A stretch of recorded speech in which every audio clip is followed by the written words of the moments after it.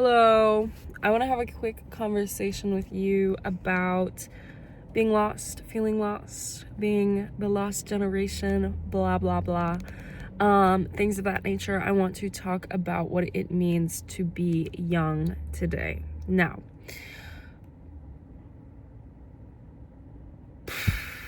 I think that there are a few factors that are leading to Gen Z being different, skewing differently in terms of recent history.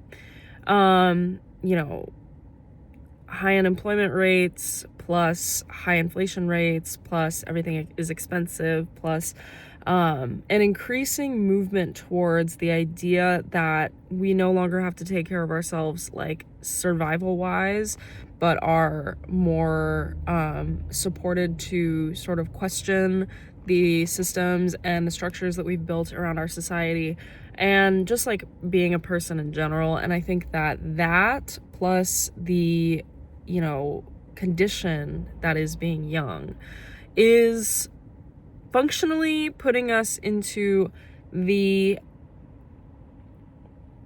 position of sink or swim.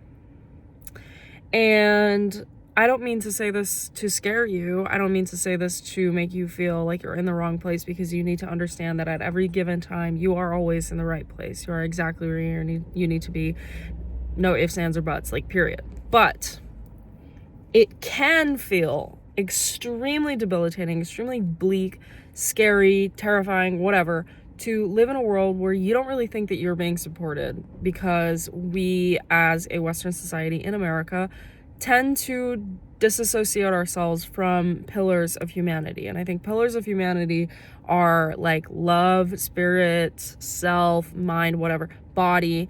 And, as the guru in White Lotus put it so wonderfully, you get cut off from the spiritual realm. You get cut off from the bodily realm. You get cut off from, parts of being human, and so you have nothing else to turn to but the self. And so that's where these like really young midlife crises come from, because we are conditioned to only view life through the lens of the self, right?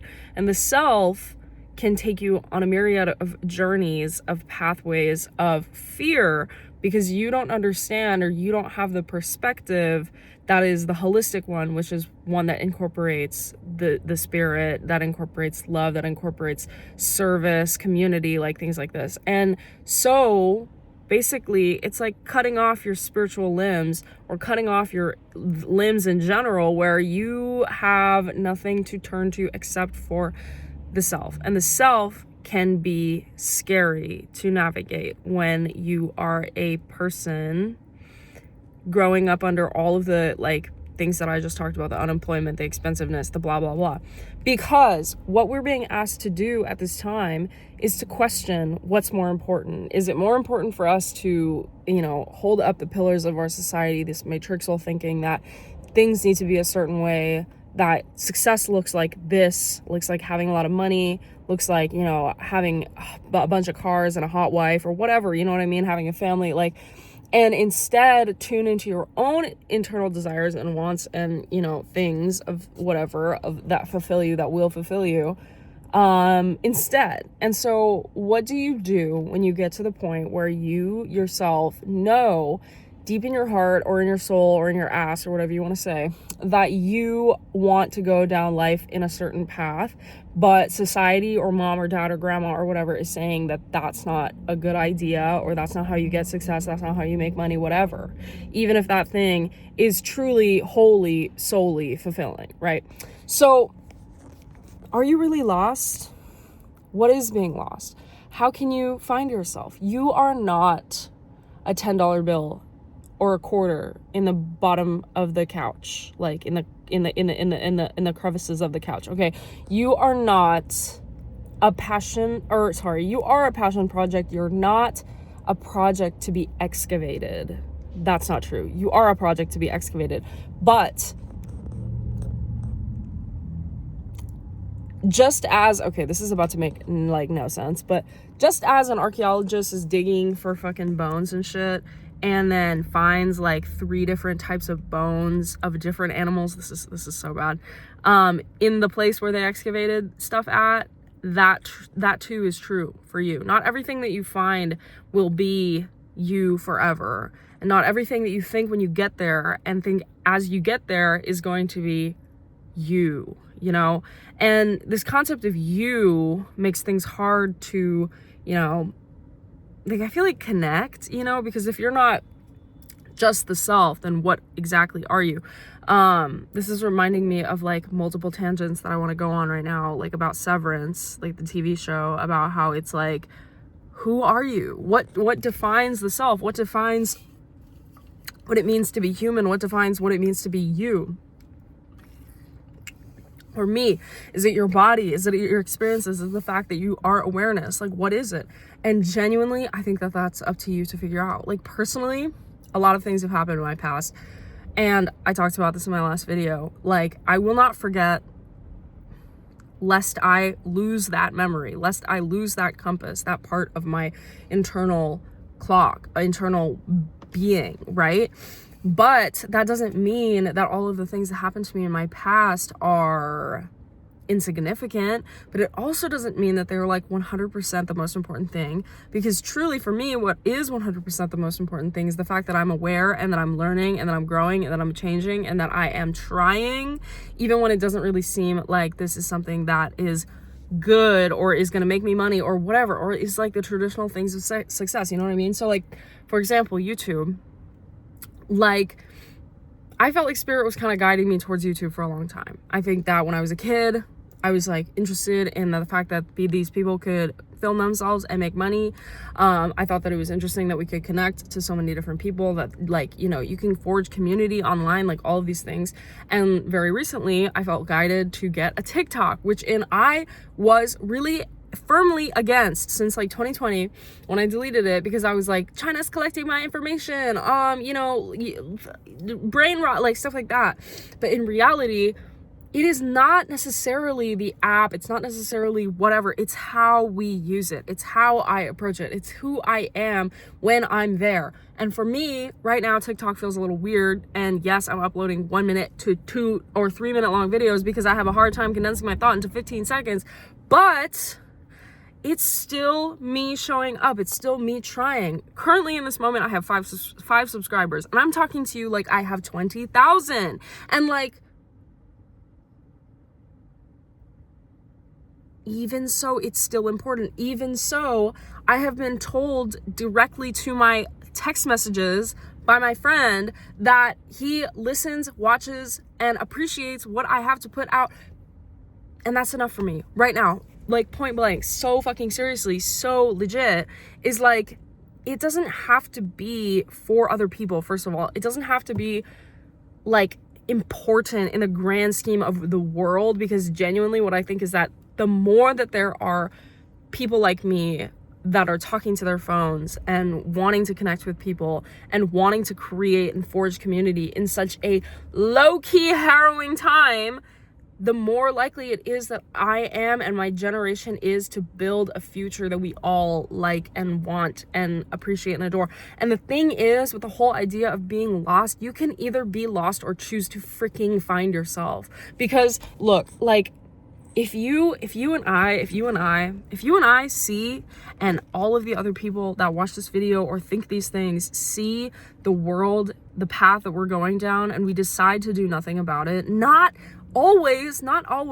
showing up in the streets every freaking day and marching, like, that's not off the table, but I'm saying it's not just that. The change doesn't just happen revolutionarily, that it doesn't just happen overnight. It also happens in slow, gradual, sustained movement, just like it would if you were to work out. Slow, gradual, sustained movement, you will see the body that you wish to see in the future, okay?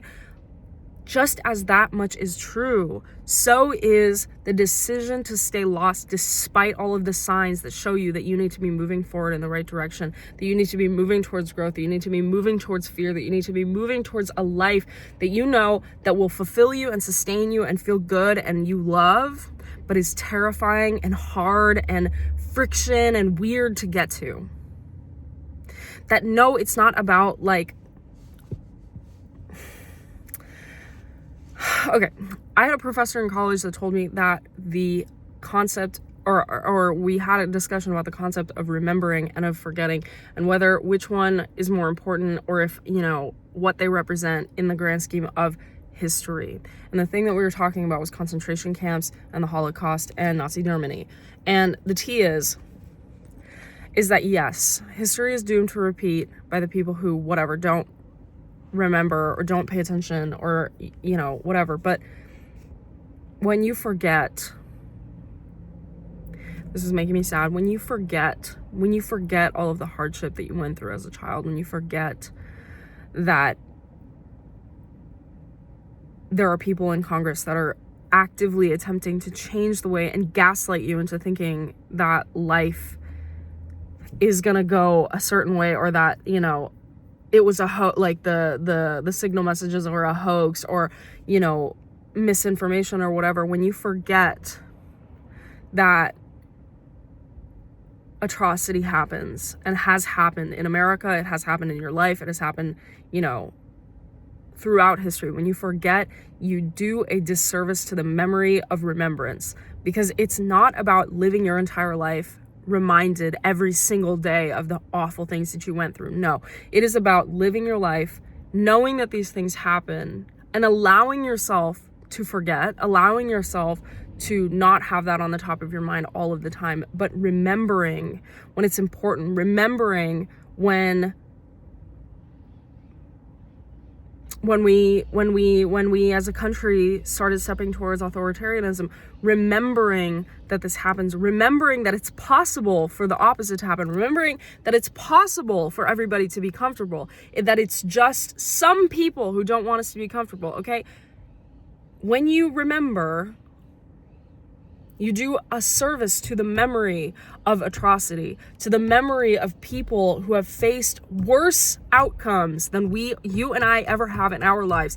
When you do a disservice to the memory, to the history, is when you forget, and you forget to remember, and you choose not to remember, and you choose to stick your head in the sand, and you choose that despite all of the things that you see and all of the hardship and the atrocity and the awfulness and the injustice that exists in the world, when you choose to look the other way, you are promoting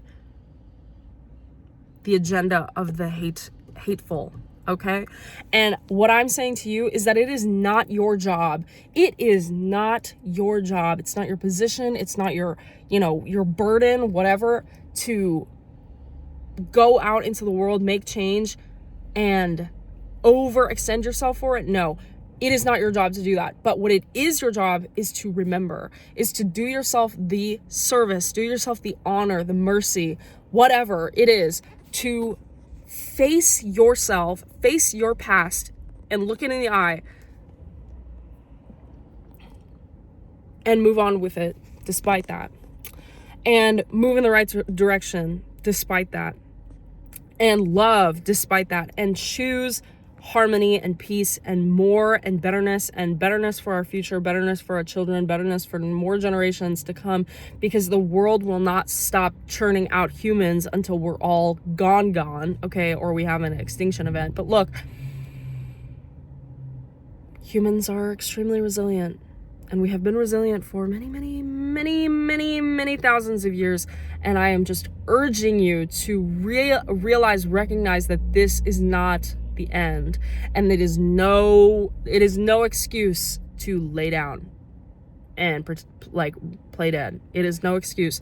It is no excuse to ignore injustice. It's no excuse to let the shitty comments slide by the ignorant person in your history class or whatever you're saying. Okay, look, you choose the reality that you want to move forward into the earth with. You are not lost. We are not lost. We are either asked to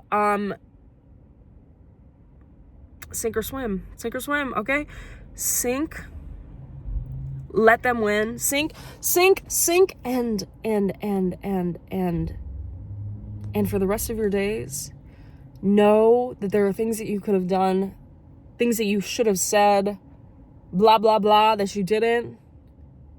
And die knowing that, or live and choose to see a brighter future tomorrow, okay? Anything could happen. Anything could happen, Marianne. Anything could happen, you know? You say 3 years, 10 months. I say the rest of the rest of the world, the rest of time, the rest of humanity, okay? There's enough time, there's enough space. Everything's gonna be fine. We're always fine. It always ends up better than it was. It might be 2 steps forward, 1 step back. Maybe it's 2 step forwards, 2 step back, but at least you took the steps forward. At least you went there. At least you tried. At least you can say with dignity that you were not one of them. Okay, Mary? You do what you can. You say, I love you to the people that are around you. You live passionately. There's only one life. Live it. Look at the green ass trees. Look at the fact that you can see color. Listen to the earth and the birds and shit. Oh my God. I love this. I love that it just sort of sounds so la-di-da, but it ain't. It's never la-di-da. It's never freaking easy. Are you kidding me? Are you kidding me? Nice people aren't nice because they're just nice all the time. Nice people are nice because they know there's some crappy stuff in the world and people still deserve to be happy and people still deserve to have life and to, like, you know, not let the hatred take over, okay? This had a lot of points in it. Don't know what I'm going to title this. Hope you liked it. Hope you learned something. I'm going to go to Goodwill and exchange some clothes. Okay, that's what I'm going to do. We're going to get some shoes.